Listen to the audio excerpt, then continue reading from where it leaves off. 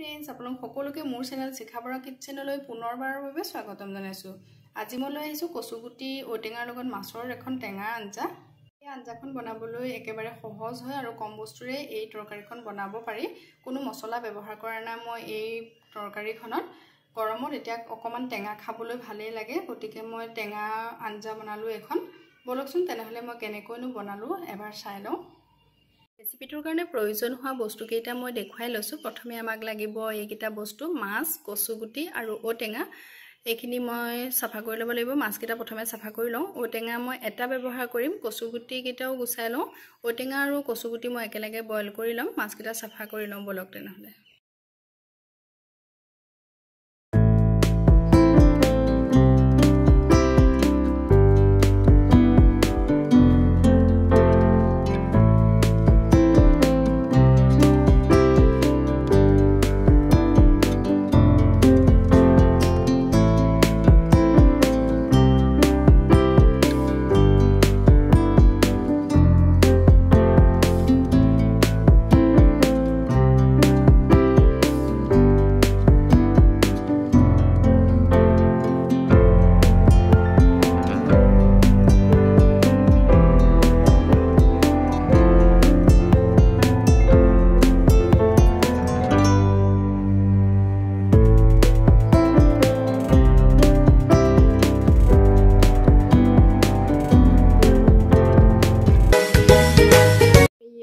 মাছখিনি বসা হৈ গল। মই ধুনিয়াকৈ সাফা পানীৰে এখিনি ধুই এটা খৰাহিত এনেদৰে পানীটো যাবৰ কাৰণে টুকি থৈছিলো।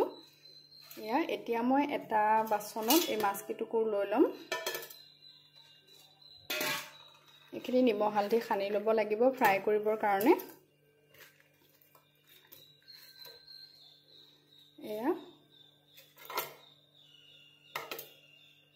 প্ৰথমে মই ইয়াতে আছামুচ নিমখ দি লৈছো।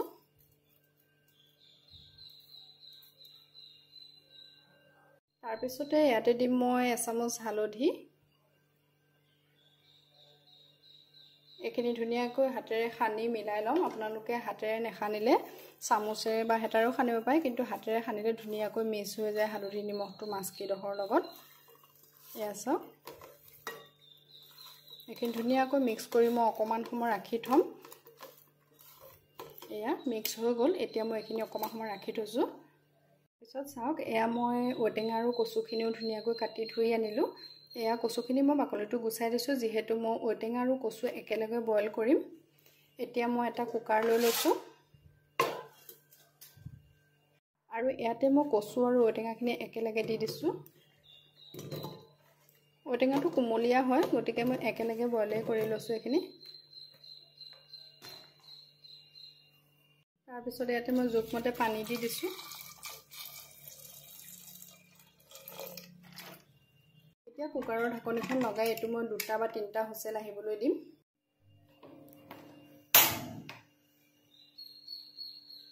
আৰু আনফালে মই গেছটো জ্বলাই লৈছো আৰু এতিয়া মই এটা কেৰাহী পাতি দিছো ইয়াতে। কেৰাহীটো গৰম হৈছে। এতিয়া মই ইয়াতে দি দিছো মিঠাতেল। মিঠাতেলখিনি দিয়াৰ পিছত আপোনালোকে মিঠাতেলখিনি ভালকৈ গৰম হ'বলৈ দিব, তেতিয়া মাছখিনি তলত লাগি নধৰে। তেলখিনি গৰম হৈছে। এতিয়া মই এপিজিপিকে মাছ দি যাম।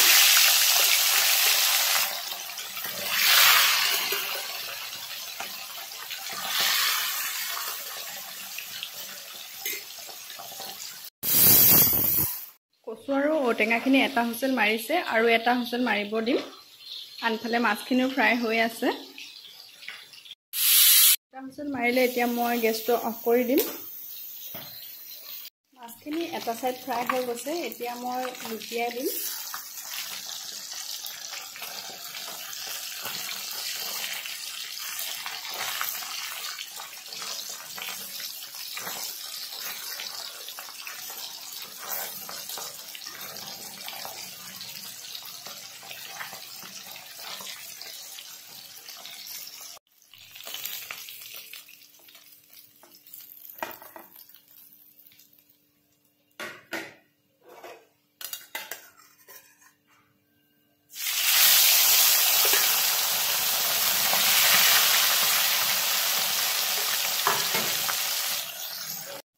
চাওক এই পিচ মাছটো মোৰ ফ্ৰাই হৈ গ'ল এইখিনি মই প্লেটখনলৈ কাঢ়ি লৈছোঁ এয়া মাছ পিচ বেছি ফ্ৰাই কৰিব নালাগে এনেকৈ হাফ ফ্ৰাই কৰি থলেই হয় তৰকাৰীত দিয়া মাছ যিহেতু এতিয়া আৰু ভাজিবলৈ 2 পিচ মাছ আছে এই 2 পিচটো একেবাৰে ভাজিয়ে লওঁ আৰু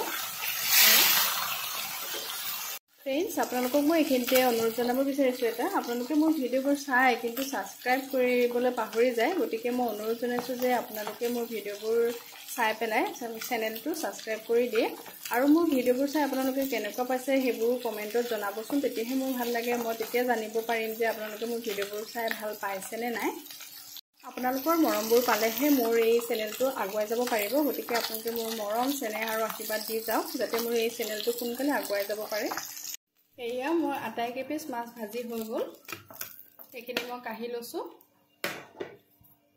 আৰু আনফালে চাওক এয়া মোৰ কুকাৰটো ঠাণ্ডা হৈ গৈছে মই কুকাৰটো খুলি দেখুৱাইছোঁ ধুনীয়াকৈ কচুখিনি সিজি গ'ল এয়া মই এপিচ উলিয়াই দেখুৱাইছোঁ চাওক এয়া চাওক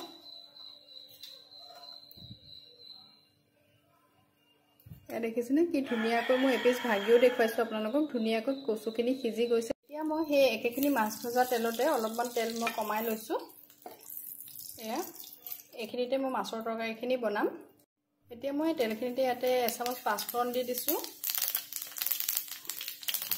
পাঁচফোৰণকেইটা ফুটি আহিছে ইয়াতে মই অকণমান কাটি ৰখা সৰু পিঁয়াজ অকণমান দি দিছোঁ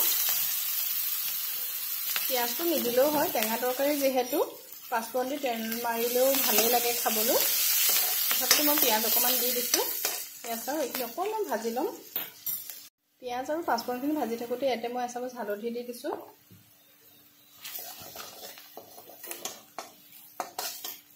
এবাৰ লৰাই দিলোঁ এইখিনি এতিয়া আমি ইয়াতে দি দিম এই বইল কৰি ৰখা কচুখিনি এটা খুব ধুনীয়াকৈ সিজি গৈছে ভাঙি দিছোঁ এটি এয়া দেখিছেনে গোটেইখিনি ইয়াতে দি দিম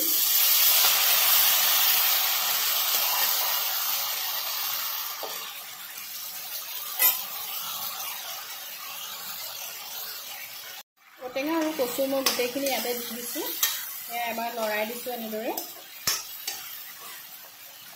এতিয়া আমি কচু আৰু ঔটেঙা সিজাই লোৱা এই পানীখিনি ইয়াতে দি দিম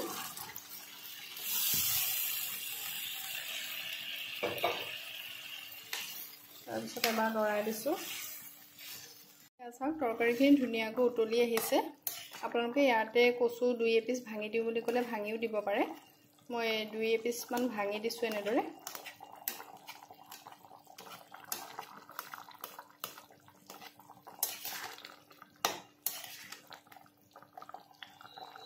কচুখিনি যিহেতু মই সিজাওঁতে নিমখ দিয়া নাছিলোঁ এতিয়া সোৱাদ অনুসৰি নিমখ দি দিছোঁ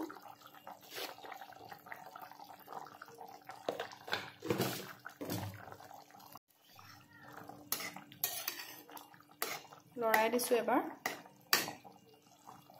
এতিয়া চাওক তৰকাৰীখিনি ধুনীয়াকৈ উতলি আহিছে ইয়াতে মই ভাজি ৰখা মাছ কেইপিচমান দি দিম এয়া ইয়াত মই 4 পিচ মাছ দিছোঁ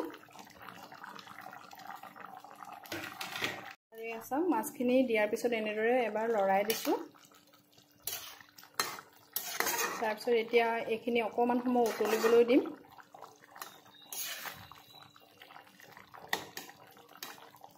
জোলটো অকণমান মাছৰ ওপৰলৈ এনেকৈ দি দিব এয়া চাওক এইখিনি অকণমান সময় উতলিব লাগিব যাতে মাছৰ ৰসটো তৰকাৰীখিনিলৈ সোমাই যায় তেতিয়া মাছৰ জোলটো খাই ভাল লাগিব এনেদৰে এতিয়া 5 মিনিটমান সময় উতলি থাকিবলৈ দিব মাছৰ তৰকাৰীখন আপোনালোকে যদি জোলটো অকণমান বেছি কৰিব বিচাৰে তেনেহ'লে ইয়াতে অকণমান পানী দি দিব পাৰিব আৰু কচু দুটুকুৰমান ভাঙি দিলে অকণমান তৰকাৰীখন ডাঠ হৈ পৰিব আমাৰ যিহেতু মানুহ কম গতিকে মই 4 পিচ মাছ দিছোঁ আৰু তৰকাৰীখিনি জোলটো ইমানখিনিয়ে হৈ যাব গতিকে মই পানী আৰু দিয়া নাই এয়া ইমানখিনি আমাৰ কাৰণে জোখৰ হৈ যাব আপোনালোকক যদি দৰকাৰ হয় তেনেহ'লে অলপমান পানী দি দিব আৰু কচু দুটুকুৰমান ভাঙি দিলেই তৰকাৰীখন ডাঠ হৈ পৰিব 2 মিনিটমান সময় আকৌ উতলোৱাৰ পিছত এয়া চাওক আমাৰ মাছৰ তৰকাৰী একদম ৰেডি হৈ গ'ল এইখিনি সময়তে আপোনালোকে নিমখটো চেক কৰি চাব পাৰে যদি কম হয় তেনেহ'লে অকণমান দি ল'ব মই চেক কৰি চাওঁৱেই প্ৰায় তৰকাৰী ভাজি বনালে আমাৰ হৈছে গতিকে মই আৰু নিমখ দিব নালাগে মোৰ এতিয়া মই গেছটো অফ কৰি দিছোঁ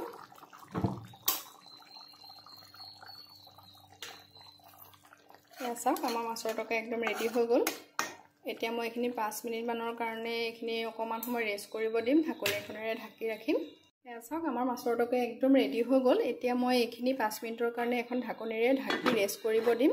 তাৰপিছত মই আপোনালোকক এটা বাতিত পৰিৱেশন কৰি দেখুৱাম।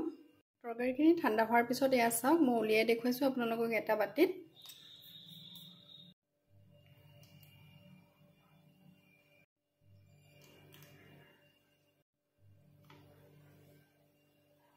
এয়া চাওক একদম ৰেডি হৈ গ'ল আমাৰ তৰকাৰীখন ভাতৰ সৈতে খাবলৈ। এনেদৰে কচুগুটিৰ লগত ঔটেঙা মাছৰ জোলখন বনাই খাবচোন, বহুতেই টেষ্টি হয় খাবলৈ। গৰমত এতিয়া টেঙা তৰকাৰী খাবলৈতো মন যায় নহয় জানো, গতিকে আপোনালোকে এনেদৰে বনাই খাব পাৰে।